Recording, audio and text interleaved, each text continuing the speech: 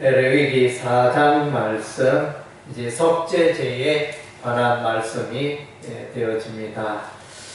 아주 이제 신구약 성경에 핵심 되어지는 내용이 바로 이제 속죄에 관한 내용이라 할 수 있습니다. 하나님은 그의 자녀, 그의 백성을 만나기를 원하십니다. 사람이 하나님을 만나기 위해서는 죄 문제를 해결해야 됩니다. 죄 문제를 해결하지 않으면 하나님을 만날 수 없습니다. 더러운 그 몸을 가지고 그 심령을 가지고 오염된 그 죄악의 모습으로 하나님을 만날 수가 없습니다. 그래서 하나님을 만나기 위해서는 이제 죽어야 합니다. 죄값을 치러야 합니다. 죄인들은 다 사망에 이를 수밖에 없습니다. 죽고 새롭게 다시 사는 원리가 기록이 되어져 있습니다. 그래서 이 세상 사람들 중에 죄 없는 사람이 있을까요? 없을까요? 아무도 없습니다.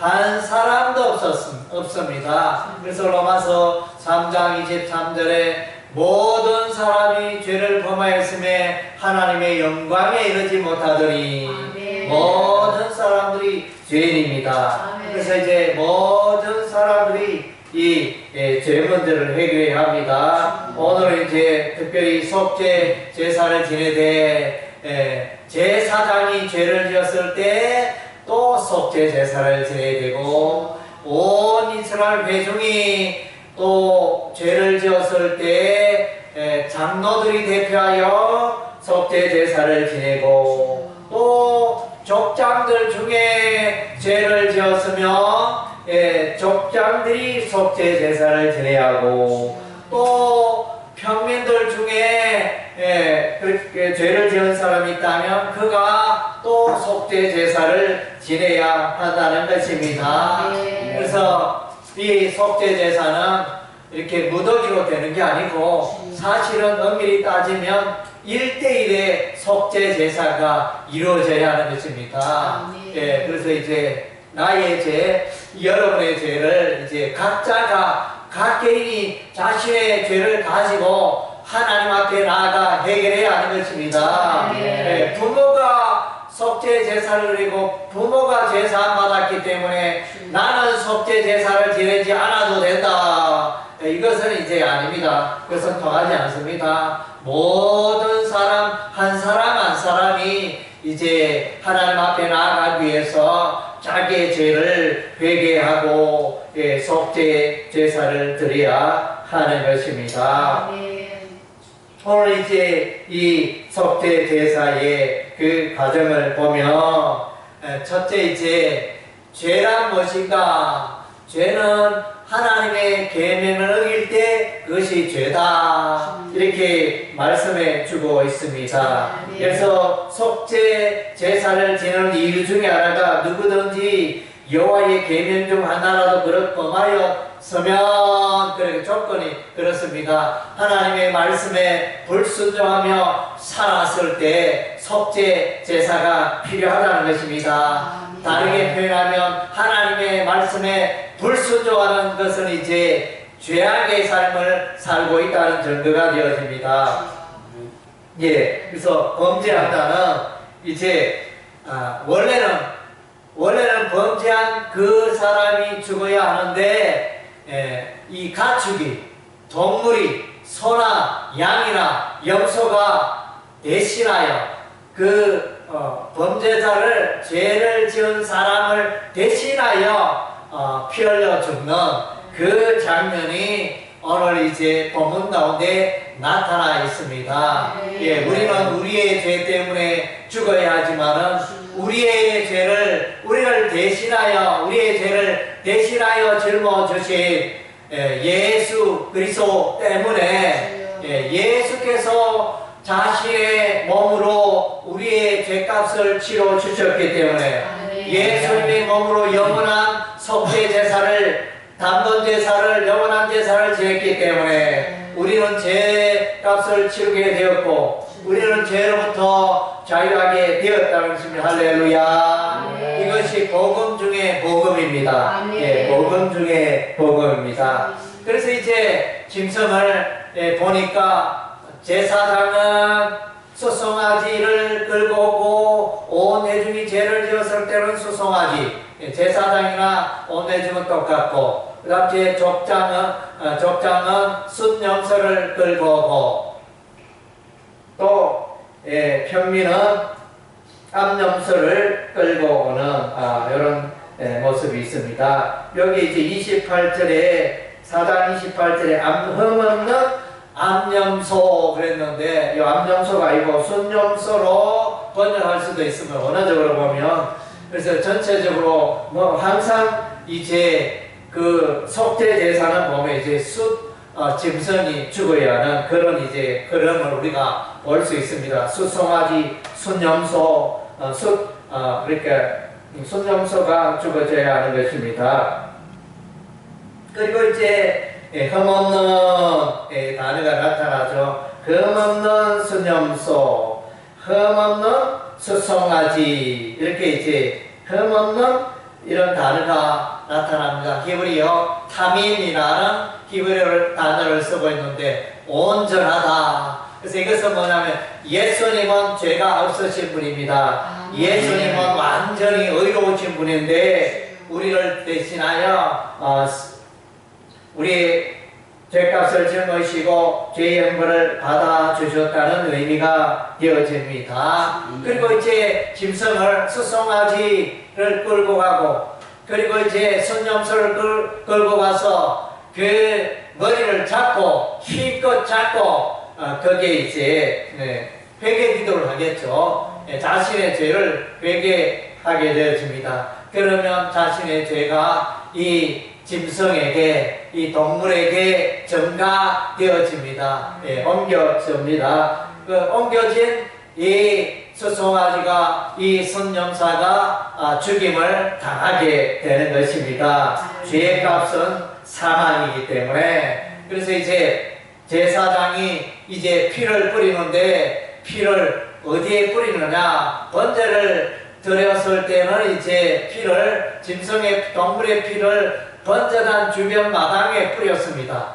그런데 지금 제 속죄 제사는 보니까 이 피를 이제 어디다 뿌리냐? 회막 안에 들어가서, 회막 안에 들어가면 성소요, 또 휘장을 열고 들어가면 지성소요. 그래서 이제 지성소 들어가기 전에 성소의 휘장에 피를 몇 번 뿌린다? 7번 뿌립니다. 한 번, 2번, 3번, 4번, 5, 6, 7번 뿌립니다. 7이라는 숫자는 무엇을 의미합니까? 그래서 우리 주 예수 그리스도의 완전한 속죄를 예표하는 것입니다.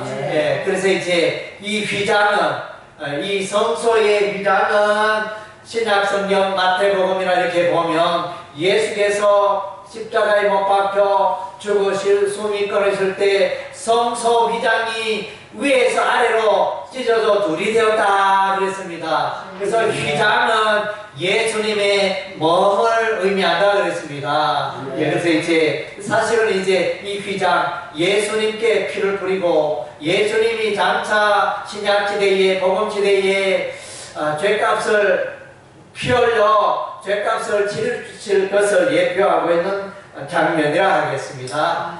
그리고 나서는 향단불에, 회막 안에 있는 향단불에 피를 바릅니다. 향단은 이제 중보자 예수를 예표한다고 했습니다. 향단불에 바르고, 그리고 이제 나머지 피는 번제단 밑에 붓는다, 이렇게 말했습니다. 피의 제사가 이제 완성이 되는 것입니다. 피제사, 예수 그리스도의 보혈을 상징하는 피제사가 이루어집니다. 그리고 이제 기름제사가 있습니다. 기름제사 보니까 이제 내장에 있는 모든 기름, 콩팥 위에 있는 기름, 이 내장의 기름만을 모아가지고 이제 번제단의 불 위에 사르게 되어집니다. 그래서 기름은 통상 이제 성령을 말하잖아요. 이렇게 성령의 임재, 그래서 속죄의 그 제사에는 성령의 임재와 역사가 있어야 되겠죠. 그래서 성령으로 거듭난다 그랬잖아요. 물과 성령의 거듭남이 없으면 하나님 나라에 들어갈 수가 없다는 것입니다. 아무도 성령이 없이는 예수님을 구주라 고백할 수가 없습니다. 그래서 이제 속죄의 이 과정에 이 성령께서 일하시고 깨닫게 하시고 성령께서 역사하셔서 회개하게 하실 것입니다. 우리도 그렇잖아요. 저도 처음부터 예수 믿은 게 아니고 나면서부터 예수 믿은 게 아니고 여러분들도 그럴 겁니다. 그래서 이제 나중에 또 나이가 들어서 예수 믿게 되어지는데 그때는 성령께서 전에는 예수님을 욕하고 저주하고 그래서 예수쟁이라 놀리며 왜 예배당에 가야 하느냐, 왜 서양종교를 믿어야 하느냐 이러면서 하나님에 대하여, 교회에 대하여, 예수님에 대하여, 성경에 대하여 벽을 쌓고 살았는데 이제는 이제 성령께서 어느 날 이 답답한 나의 마음을 이 높은 장벽 같은 나의 마음을 활짝 열어버렸습니다. 할렐루야. 이게 사람이 하는 일이 아닙니다. 그래서 완악하던 자, 하나님에 대해서 무관심하던 자, 또 대적하는 자가 어느 날 마음을 활짝 열게 되어진 것은 이제 성령의 역사인 것입니다. 할렐루야. 그래서 속죄 제사는 성령의 역사가 필요한 것입니다. 아멘. 그리고 이제 보니까 이제 이렇게 제사를 기름을 태우고 나서는 이제 속죄의 선언이 있습니다. 그래서 제사장이 속죄 선언을 합니다. 누구누구 홍길동의 죄는 오늘 이 시간 이후로 여호와의 이름으로 너의 죄가 속죄되었음을 선언한다. 너의 모든 죄가 속죄되었느니라. 아멘. 여기서 이제 구약시대에 제사장이 선언을 했습니다. 오늘 본문에 보니까 4장 20절에 제사장이 그것으로 회중을 위하여 속죄한 자 그들이 사함을 받으리라. 속죄의 선언이 있습니다. 26절에도 이같이 제사장이 범한 죄자의 그를 위하여 속죄한 자 그가 사함을 얻으리라. 속죄의 선언이 대단히 중요한 것입니다. 예수님께서 속죄를 선언하십니다. 나를 믿는 자, 내가 십자가에 피 흘려 죽었는데 그래서 나를 믿는 자는 너희 모든 죄가 사하여졌느니라. 깨끗게 되어졌느니라. 용서되어졌느니라. 이 선을 우리가 받아들이고 믿는 자는 속죄의 은혜가 임하는 것입니다. 할렐루야. 아멘. 이것이 이제 로마서 말씀에 가면 이제 이신칭의의 원리가 되어집니다. 그래서 내가 이제 물론 이제 이런 선언이 있기 전과 있고 난 이후 여전히 죄인으로 있지만 우리 하나님이 나를 향하여 너는 죄가 없다, 너는 이후로 죄가 없다, 너는 의인이 되었다, 너는 더 이상 죄인이 아니다, 너는 의인이 되었다 이렇게 선언하는 것입니다. 그것을 그대로 받으면 되는 것입니다. 그것을 믿고 확신하면 되는 것입니다. 그래서 이제 그것이 로마서의 말씀입니다. 그래서 이제 우리가 뭐를 해나고 우리가 무슨 선행으로 말미암아 우리가 속죄의 은혜를 입은 게 아닙니다. 오로지 예수 그리스도의 대속의 속죄 제사 희생 제물로 말미암아 예수의 몸으로 드리는 영원한 제사로 말미암아 우리의 죄가 깨끗게 되었다는 것입니다. 속죄 여러분, 우리 인간의 선행과는 아무 관계가 없다는 것입니다. 할렐루야. 이 원리를 우리가 이제 잘 붙드는 것이 필요한 것입니다. 그리고 이제 마지막 제사가 있네요. 마지막 제사는 이제 그 몸과 고기 가죽을 가지고 내장을 가지고 진 진영 바깥에 가서 재버리는 곳에서 이것을 불사르게 됩니다. 모든 것을 불살라 버리는 것입니다. 이것은 이제 무엇을 의미합니까? 예수께서 십자가를 지고 예루살렘 성 바깥에서 예수께서 십자가의 골고다 언덕에서 그래서 예수께서 십자가를 지고 십자가에 매달려 피 흘려 죽으실 것입니다. 예수께서 속죄제사, 희생제사를 드린 것입니다. 할렐루야. 이것은 이제 바로 예수님의 십자가 희생을, 십자가 제사를 예표하는 그런 이제 제사가 되어지는 것입니다. 그래서 이제 오늘 4장 1절에 보니까 여호와께서 모세에게 말씀하여 이르시되, 그래서 말씀하라, 이런 이제 다바르, 히브리어 다바르라는 건데, 여기는 그냥 말씀하신 게 아니고, 이 다바르는 피엘 동사입니다. 히브리어 피엘 동사는 뭡니까? 강조, 4배로, 누구 말로는 4배로, 일반 동사보다 4배로 강조하여, 그래서 이제 여호와 하나님께서 모세에게 강력하게, 강하게, 듣거라 이러면서 아주 강력하게 말씀하시되, 이런 의미가 되었습니다. 그래서 이제 우리 하나님이 이 속죄의 원리에 대해서 강력하게 말씀하십니다. 아멘. 그리고 이제 우리가 3절에 보면 기름 부음을 받은 제사장이라는 표현이 나옵니다. 이것이 이제 제사장을 말할 때 5절에도 기름 부음을 받은 제사장, 그래서 제사장을 말할 때 기름 부음 받은 제사장, 16절에도 기름 부음을 받은 제사장, 기름 부음 받은 제사장을 이제 계속 이제 서술 말하고 있습니다. 이 기름 부음을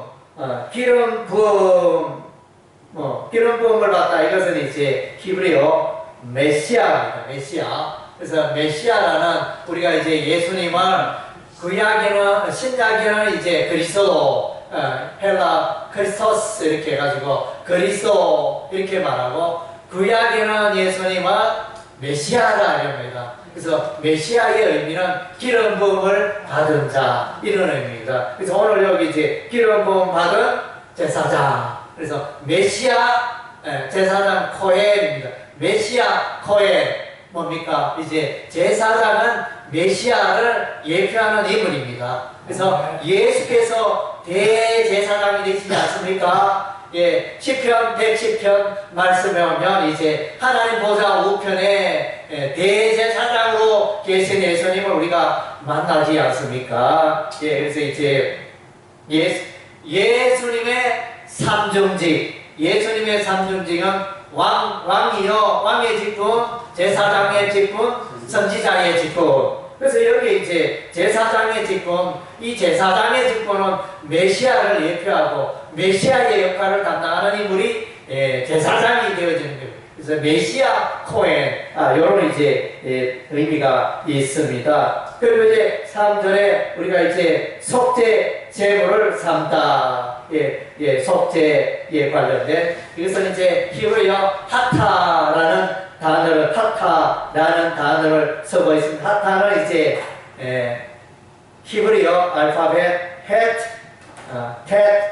알렙, 요 세 자를 쓰고 있습니다. 요것을 이제 알파벳 상형 의미적, 히브리어 상형 의미적으로 이렇게 해석을 해보면, 이제 알렙은 인간이라는 의미도 있습니다. 알렙.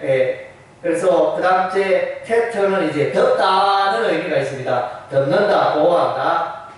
그 다음째 테트는 이제 울타리라는 의미도 있고, 더 나아가서는 이제 생명이라는 그런 이제 뜻도 있습니다. 그래서 이제 이런 단어의 의미를 생각해 보면 인간을 덮고 인간의 죄를 덮고, 인간은 죄가 있잖아요. 인간의 죄를 덮고, 그렇게 예수의 피로 인간의 죄를 덮어주고 생명에 이르게 한다. 이것이 속죄의 의미가 되어집니다. 죄를 덮어버리니까, 죄를 깨끗게 하니까 생명에 이르고, 거룩함에 이른다. 이런 이제 단어의 의미가 있는 것입니다. 그리고 이제 28절에 흠없는 암염소라 이렇게 번역이 되어지는데, 22절에는 이제 족장에 대하여는 23절에 그는 흠없는 순념소를 애물로 가져다가, 그래서 흠없는 순념소, 28절에 흠없는 암염소라 번역이 되어 있는데 편민에 대해는 흠없는 암염소 끌고 와라. 이거는 이제 원어적으로 보면 이제 순염소로 번역해도 무방합니다. 오히려 순염소로 번역함이 더 타당하다고 보여집니다. 그래서 이제 순염소는 어린 양 예술소를 남성 예술소를 의미하기 때문에 이렇게 암염소보다는 순염소로 해석함이 타당할 것입니다. 히브리어 암염소, 이것은 히브리어 사이르라는 단어를 쓰고 있는데 순염소의 의미로 번역할 수 있습니다. 그리고 이제 사이르라는 이 단어는 이제 흔한 단어가 아니고 구약 성경에 딱 2번 나타나는데 레위기서에 딱 2번 나타납니다. 레위기서 4장과 레위기서 5장에 걸쳐 딱 2번만 나타나는 이제 귀한 단어라 할 수 있습니다. 그래서 이제 이렇게 해서 이제 오늘 4장의 내용이 이제 해석이 된 것 같습니다. 그래서 이제 우리가 이것을 보면 예수께서 오셔서 에덴 동산에서 아담과 하와가 죄를 지었는데 죄 지은 인간은 쫓겨나고 사망 가운데 살고 이렇게 하나님과의 관계가 단절돼 이런 이제 가운데 살아 불행한 삶을 살고 있는데, 그래서 예수님을 보내주십니다. 창세기 3장 15절을 말씀을 그 원시 복음이라. 그래서 여인의 후손이 뱀의 머리를 깨뜨리게 되어지고 뱀은 여인의 후손의 그 발꿈치를 상하게 하리라. 창세기 3장 15절을 원시 복음이라 합니다. 예수께서 메시아 예수께서 오셔서 다윗의 후손 메시아가 오셔서 십자가에 피 흘려 죽으셔서 속죄의 제사를 드리는 것을 이미 창세기에서 예언하고 있습니다. 그리고 출애굽기 12장 6절 7절에 보면 이제 애굽의 마지막 10번째 장, 그때 이제 어린 양의 피를 이스라엘 백성들이 살고 있는 그 문인방과 문설주에 어린 양의 피를 바릅니다. 어린 양의 피를 바르고, 그런데 이제 그 밤에 그 죽음의 재앙이 지나갔지만 이스라엘 백성들은 죽지 않고 생명을 얻게 되지만 애굽의 백성들, 애굽의 장자와 첩대상은 죽임을 당했습니다. 그래서 이것은 뭘 합니까? 피를 바르면 안전하다는 거죠. 피를 바르면 생명을 얻는다. 그래서 예수의 피를 바른 자는 생명을 얻고, 예수의 피를 바른 자는 속죄함의 은혜가 있고, 예수의 피를 바른 자는 영생의 선물을 받는다는 것입니다. 할렐루야. 아멘. 이 귀한 것을 예표하고 있습니다. 그리고 이제 민수기 21장 8절에 보면 이스라엘 백성들이 하나님을 향하여 원망불평할 때 우리 하나님이 불뱀을 보내어서 이스라엘 백성들을 물어 죽게 하였습니다. 전염병이 터졌습니다. 모세가 기도했을 때 우리 하나님 모세에게 말하여 장대 위에 불뱀을 만들어 달라 이렇게 말했을 때 모세는 하나님의 말씀에 순종하여 놋뱀을 만들어 장대 위에 달았습니다. 그리고 이제 백성들에게 말합니다. 백성들아, 장대 위에 놋뱀을 쳐다보라. 쳐다보는 자는 살리라. 쳐다보다. 그것이 이제 히브리어 라라는 히브리어를 쓰고 있습니다. 라는 뭡니까? 뭡니까? 이제 뭐 바라보다 이런 의미도 있지만 이제 믿는다 이런 의미도 있습니다. 그래서 믿는 자에게 구원이 임하고 믿는 자에게 생명이 주어진다는 것입니다. 그래서 그런 원리가 이제 나타나 있습니다. 오늘 다시 한번 이제 레위 4장을 우리가 정리해 보면 죄의 값은 사망입니다. 그래서 죄인들은 이 죄 문제를 해결하지 않고는 하나님을 만날 수가 없습니다. 그래서 죄 문제를 해결해야 합니다. 그리고 이제 속죄하기 위해서는 피를 흘려야 합니다. 피를 뿌립니다. 휘장에 피를 7번 뿌리고 또 이제 평민들은 이제 이 피를 번제단 불에 바르게 되어집니다. 그래서 휘장에 제사장과 이스라엘 온 회중은 휘장에 피를 7번 뿌리고 또 향단 불에 피를 바르고 그렇게 하고 이제 족장과 이 평민은 이제 피를 번제단 불에 바릅니다. 마당에 있는 번제단 불에 피를 바르고 이렇게 하여 이제 피의 제사를 드리게 되어집니다. 피 흘림 히브리서 9장 22절에 피 흘림이 없은즉 죄 사함이 없느니라 그랬습니다. 히브리서 말씀이 구약의 말씀을 해석하고 있습니다.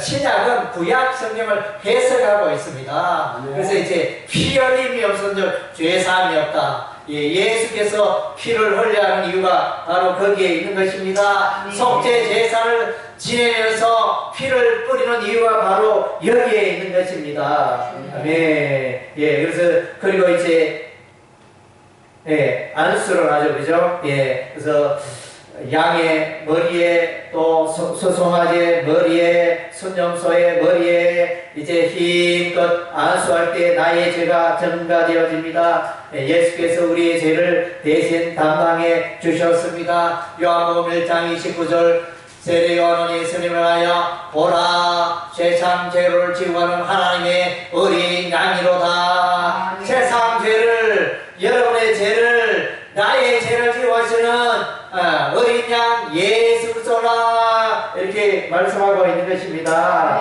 그래서 이제 7번 피를 뿌립니다. 왜? 한 번, 두 번 뿌리지 않고 왜 7번까지 뿌려놓냐? 완전한 속죄를 예비하고 있습니다. 예수 그리스도의 십자가의 속죄는 완전한 속죄인 것이 할렐루야. 예수 믿는 여러분은 여러분의 죄가 100% 완전히 속죄된 것입니다. 50%만 70%만 90%만 속죄된 게 아닙니다. 아직 여러분이 더 선행을 덕을 많이 행하여야 여러분 100% 속죄되는 게 아닙니다. 예수께서 십자가에 피 흘려주심으로 여러분의 예수를 믿는 그 순간 여러분의 죄는 100% 깨끗게 된 것입니다. 할렐루야. 아멘. 그래서 완전한 속죄. 그리고 이제 진영 바깥에 제사를 드리는 것은 이제 예수께서 예루살렘 성 밖에서 십자가에 펴려 죽으시오 속죄 제사 지낼 것을 예표하고 있는 것입니다. 할렐루야. 그래서 이 속죄의 은혜가 참으로 놀랍습니다. 그래서 우리가 찬양할 때 늘 예수님의 십자가 보혈을 늘 찬양하는 이유가 바로 여기에 있습니다. 우리의 죄 문제가 하나님을 만나고 하나님의 거룩하게 이루고 하나님의 생명을 얻는 그 첫 단추가 이제 그 속죄의 제사가 되기 때문인 것입니다. 속죄 제사는 아무리 감돼도 지나치지 않는 것입니다. 할렐루야.